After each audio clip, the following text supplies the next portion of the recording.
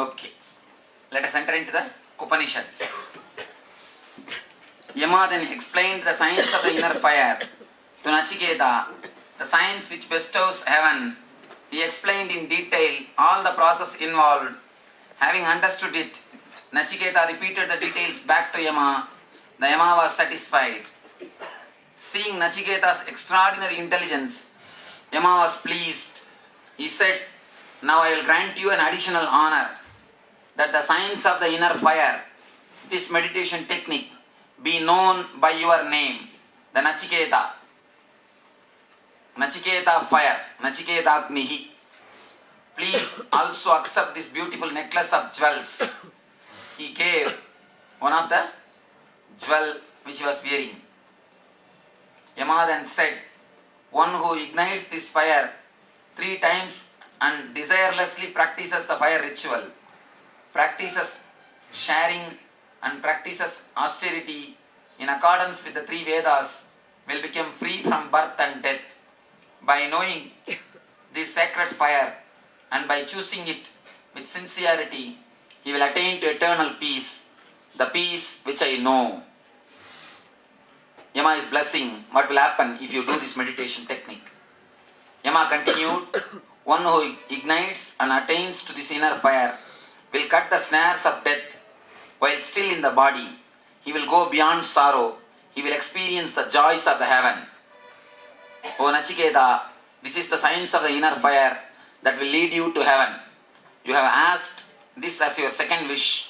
From now onwards, this fire will be known by your name, Nachiketa Agni. Now, what is your third wish? Yama is asking about the third wish.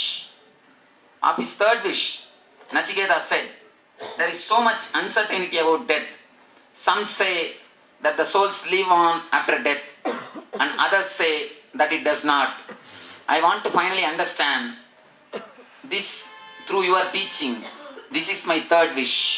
Now starts the problem. The moment Nachiketa asked for the third wish, the Atmajnana, the realization of self, Yama thought it is harmful to teach the secrets of the soul to one who is unworthy of the teaching. Seeing the need for a test, Yama tried to dissuade Nachiketa by telling him of the complexity of the matter. He said, "Nachiketa, on this matter, even the gods have had their doubts. They also could not understand because this subject is so very subtle and difficult to understand. You may ask for something comparable as your third wish. Do not insist about this. You must let go of this desire to know the secrets of the soul." Nachiketa was not discouraged by hearing the difficulties. His enthusiasm was not affected at all. Rather, he said even more strongly, "Yama, you say that the gods have also thought about this, but even they could not decide, and that it is not easy to understand. But there are none who can explain this matter as well as you. As I understand it, no other wish can be compared to this one." Nachiketa was not dissuaded by the difficulty of the subject. He remained firm in his wish to know. He succeeded in passing this test. It is important to see the worthy of the disciple. If the person is not worthy, even the great truth can be used for the wrong purpose. I was telling you the other day, the great truths of atomic science, atomic energy, what has happened finally? It has become a weapon to destroy the planet Earth. As on now, we have enough of atomic weapons which can burn the planet Earth 700 times. So much of atomic weapons have been piled, bundled by the countries. 700 times you can burn the planet Earth. So much of atomic weapons are available today on the planet Earth. Why? Because the knowledge has gone to the wrong persons. Our masters, they do not want the truth to be reached by a wrong person. Nachiketa was discouraged enough by the Yamadharma. But Nachiketa stood on his point. As a second test, with the intention of exposing Nachiketa to many temptations and allurements, Yama said to him, "You may ask for sons or grandsons with lifespans of hundreds of years. You may ask for many cows and other cattle, for elephants, horses and gold. You may ask for an empire with vast boundaries. You may ask to live for as long as you wish. Nachiketa, if you consider a wish for wealth or a means for living a long life as equal to your wish for the knowledge of the soul, you may ask for that. You could be the greatest emperor on this earth. I can make the greatest pleasure of all pleasures available to you." He is trying to tempt Nachiketa by giving all sorts of pleasures. Actually, when you reach towards enlightenment, all sorts of pleasures come to you. They will try their best to turn you against. Ramakrishna used to say a beautiful story. When a child cries, what mother does?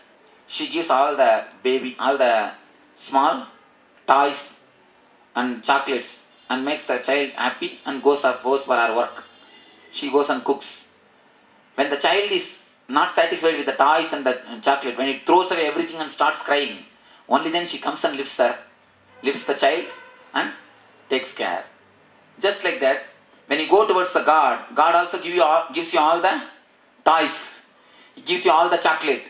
He gives you all the power, post, everything, and makes you happy. If you are happy with that things, then he goes and takes care of his work.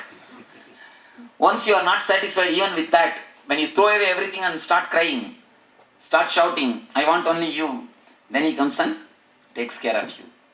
Here is the test described clearly how you are tested.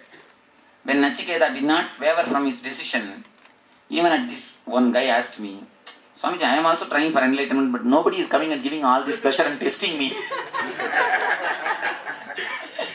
One guy actually asked me, "I am trying so much for enlightenment, but nobody is coming and giving testing me, giving all these pleasures. What to do, Swamiji?" It means you are not even worthy of testing.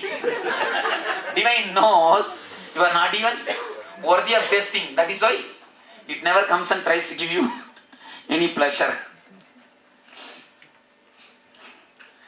When Nachiketa did not waver from his decision, even at this, Yama then tempted him with the heavenly pleasures of gods. Yama asked, "As for all the pleasures which are rare in the world of mortals, take these celestial women with you, along with the chariots and musical instruments. Such women are surely not available to mortals. You can enjoy these women and be served by them." But Nachiketa escaped. But Nachiketa, do not ask to know what happens to the soul after the death. You see, this Yamadharma is trying his best to test him. Yamadharma is trying his best to allure him. But Nachiketa had a firm will and was truly worthy. He knew that even the greatest pleasures in the heaven and earth could not be compared with the smallest amount of the bliss that comes through enlightenment. This ultimate statement. Nachiketa had a firm will and was truly worthy. He knew that even the greatest pleasures in heaven and earth could not be compared with the smallest amount of the bliss that comes through enlightenment. That is true. The bliss which comes through enlightenment can never be compared to all these pleasures. Nachiketa, supporting his decision with reasoning, said these words of non-attachment to Yama. "Yama, the pleasures that you are describing are ephemeral. They exhaust the sensitivity and sharpness of all senses." See the depth of Nachiketa's statement. They exhaust the sensitivity and sharpness of all the senses. Furthermore, a lifespan, however long it may be, is brief. It will end sooner or later. You can keep those celestial women with you. The chariots, those songs and dances with you, I don't want them, really needs courage. Actually, when we read as a story, it looks very simple. And when somebody comes and gives you 1 crore, will you go for 1 crore enlightenment? Honestly ask. Think honestly. Suddenly somebody says, here is 1 crore, forget about all enlightenment, and who cares for enlightenment? Let us come. Let us go for 1 crore. Who cares for enlightenment? Leave about the celestial women and all those things. Just ordinary 1 crore. Leave about the celestial chariot. Ordinary Benz car is more than enough.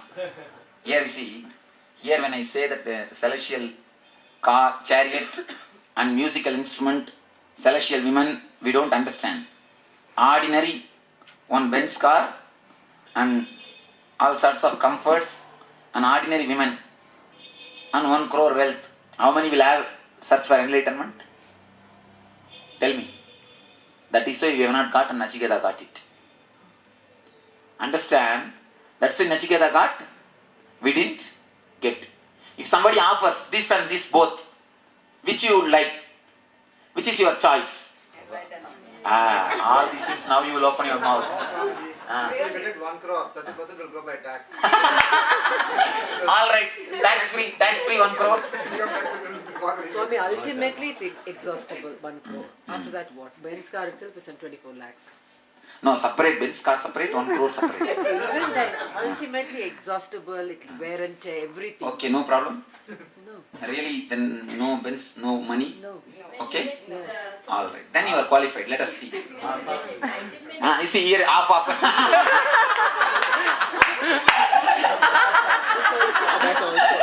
That is nice bargain. That is nice business.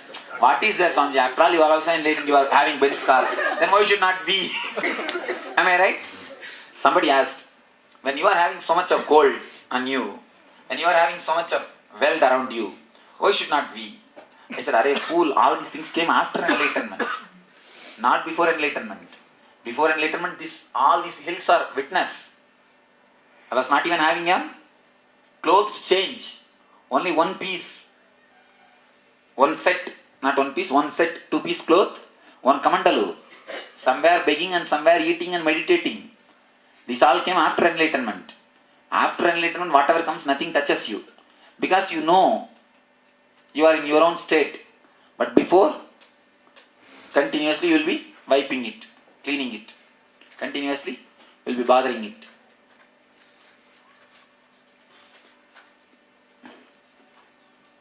So how many are ready for enlightenment? Let us see the count. Oh, so many.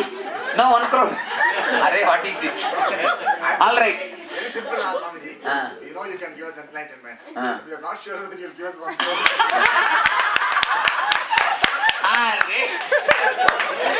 This is a good understanding. We know you will give enlightenment, but we can't be sure that you will give 1 crore. You see, there is somewhere you missed understanding. Actually, if a man can give enlightenment, which is a mindless state, can't he give 1 crore? He can be really blessed. You see, if a man can push you into mindless state, he can push you into any state of pleasure. Once a man, let you understand the Sankalpa and Satya Sankalpa, and then only you will be able to understand. Sankalpa means the power to make your wish true. Satya Sankalpa means power to make you wishless. Power to fulfill your wish and power to make you wishless. The power to make you fulfill your wish comes first. Only then the power to make you wishless comes. Because unless I have the energy to totally melt your desires, the enlightenment is not possible. And unless the energy to fulfill the desires is not there, it cannot be melted. It's like the light is thrown on the desires. Whatever is necessary gets fulfilled. Whatever is not necessary gets melted away. So the energy to melt the desires can come only when you have the energy to fulfill the desires. So don't worry whether I will be able to give.